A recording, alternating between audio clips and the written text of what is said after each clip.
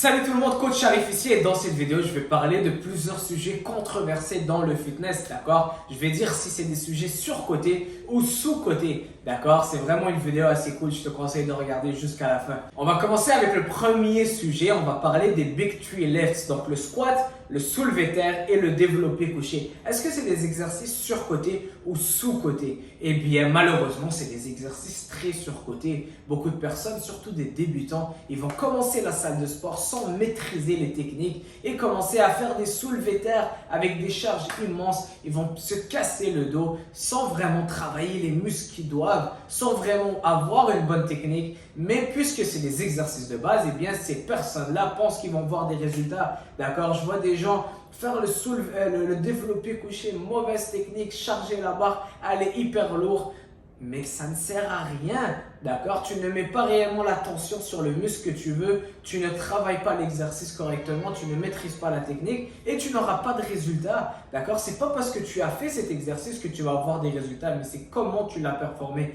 Et c'est pour ça que je dis qu'il est surcoté. Les gens mettent beaucoup d'attention dessus alors qu'ils ne le maîtrisent pas correctement, surtout les débutants. D'accord? Bien évidemment, si tu maîtrises l'exercice, tu sais comment contrôler le mouvement, tu mets bien l'attention là où tu veux. Et bien sûr, ces exercices sont puissants et supérieurs, mais il faut ne pas faire de ego lifting, donc vraiment juste charger la barre et mal performer l'exercice juste pour impressionner les autres. D'accord? Prochain sujet, on va parler des exercices poids du corps, donc les pompes, les fentes, les tractions. Est-ce que c'est des exercices surcotés ou sous-cotés? Eh bien, malheureusement, très sous-cotés. Je vois presque personne faire des pompes à la salle de sport, alors que des pompes, c'est un exercice de base pour développer les pecs, d'accord? Lorsque tu contrôles bien le mouvement, tu vas vraiment bien ressentir tes pecs travailler. Et non seulement ça, tu travailles ton tronc, tu travailles beaucoup de muscles en même temps pour t'aider à rester stable.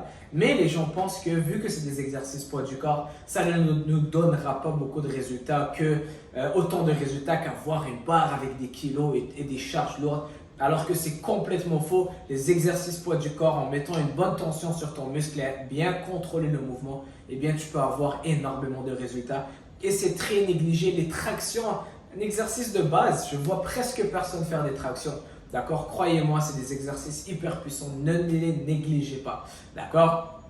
Maintenant, on va aller côté alimentation.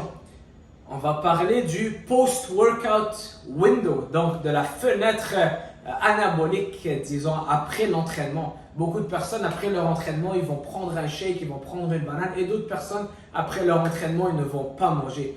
D'accord? Est-ce que manger ou consommer un shake directement après ton entraînement est important ou pas? Est-ce que c'est surcoté ou sous-coté?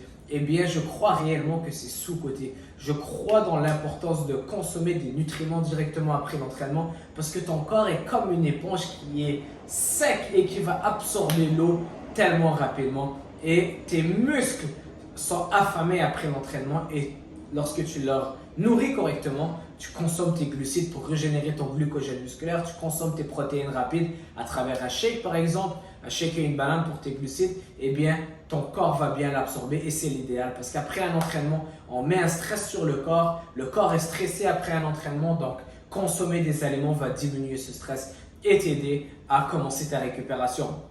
D'accord? On va parler de la créatine en ce moment. Est-ce que la créatine est surcotée ou sous-cotée? Eh bien, la créatine, je pense réellement que c'est un des suppléments les plus importants, hyper sous-coté. Les gens ne donnent pas assez d'importance à la créatine comme il le faut. Et que tu veux perdre du poids ou prendre de la masse musculaire, je pense réellement qu'avoir une dose optimale de créatine est hyper importante. On va finir avec les cheat meals. Donc, un cheat meal, donc un repas cheat. Donc, manger tout ce que tu veux pour un repas. Est-ce que c'est surcoté ou sous-coté? Eh bien, c'est surcoté. Beaucoup de personnes, durant leur diète, ils se disent « Oh, ça fait 10 jours que j'ai fait une diète. Aujourd'hui, c'est mon cheat meal. Je vais prendre de la pizza, je vais manger des frites, je vais manger un gâteau. » Mais pourquoi manger quelque chose qui ne va pas forcément t'aider à avoir tes résultats, qui va te faire reculer pour rien? D'accord? Tu es en train de manger majoritairement du gras, de la friture. Ce n'est pas des aliments qui vont nourrir ton corps et tes muscles. Tu auras des problèmes de digestion. Et réellement, beaucoup de personnes le font en pensant que ça va les aider. Alors que ce qui va vous aider, ce n'est pas un cheat meal, mais ce que j'appelle un refeed meal. Donc, on refeed, En anglais, ça veut dire renourrir, mais le concept, en fait, c'est de manger un repas qui est riche en glucides, faible en gras et riche en protéines, bien sûr. Ben, assez riche en protéines, mais c'est vraiment riche en glucides. C'est ça l'important. Pourquoi? Par exemple, on va parler des sushis. C'est très riche en glucides, donc ça va aller régénérer ton glucogène musculaire. Toi qui en saches, tu as perdu beaucoup d'énergie, tu as perdu ton glucogène musculaire, tu te sens faible, déshydraté, tu te sens flat comme on dit, donc tu n'as plus de volume au niveau des muscles, mais tu veux continuer ta sèche, eh bien, avoir un repas très riche en glucides va t'aider à régénérer ton glucogène musculaire, t'aider à te sentir full, donc te sentir volumineux, et t'aider à augmenter tes performances et à pouvoir continuer cette sèche. Donc, les refeed meals, ça c'est des repas que je conseille, des repas riches en glucides et non juste du junk food, aller au McDonald's ou aller manger des pizzas. D'accord? Donc, voilà pour cette vidéo. Si vous avez des questions, laissez-les-moi dans les commentaires. Un j'aime.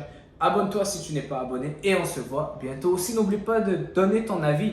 Laisse-moi savoir ce que tu en penses. Es-tu d'accord avec moi ou non? Laisse-le moi savoir. À bientôt. Ciao.